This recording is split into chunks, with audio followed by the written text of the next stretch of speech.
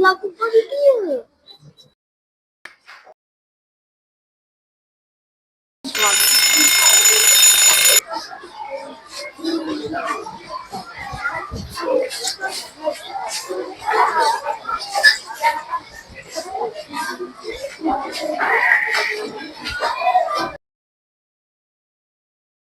Dalam sebuah kelas yang penuh dengan suara dan tawa, ada satu tempat yang sentiasa diam.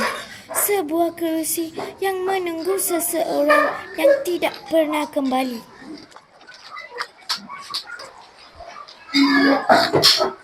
Kenapa kerusi ini masih kosong? Dalamnya tidak orang duduk di sini. Itu tempat hari ini dulu. Hari ini? Tempat hari ini? Ya.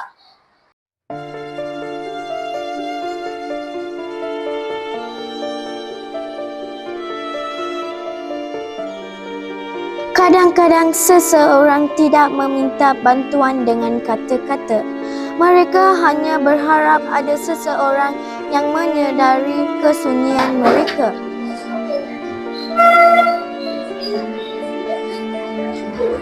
Sai, apa yang berlaku pada dia? Bersha, apa yang berlaku pada dia?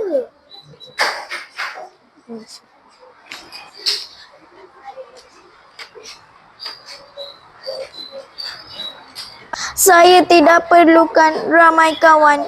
Saya cuma mahu seseorang bertanya, adakah kamu baik-baik saja?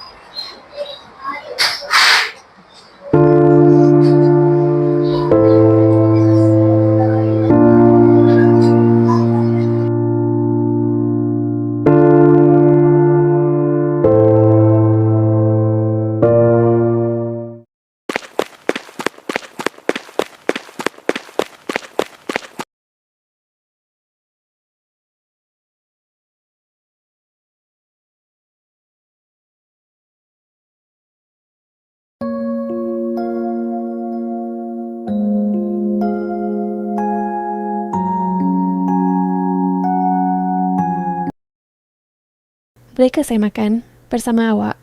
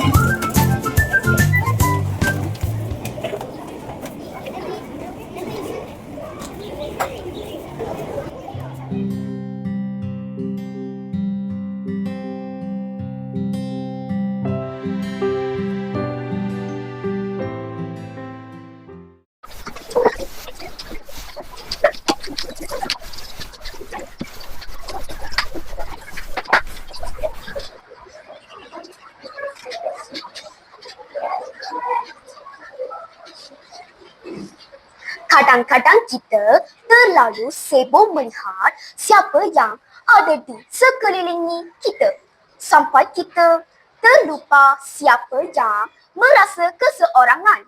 Ya, Sai, satu kata sapaan mungkin kecil bagi kita tetapi besar bagi seseorang. Hai murid-murid.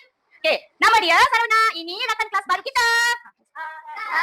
Okey Sarona, tolong pergi duduk di meja kerusi yang disediakan di belakang kelas itu. Okay.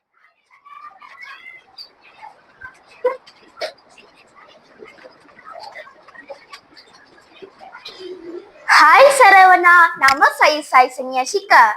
Jom duduk bersama kami. Kerusi kosong bukan sekadar tempat yang ditinggalkan. Ia adalah peringatan bahawa setiap manusia mahu dilihat, didengar dan dihargai.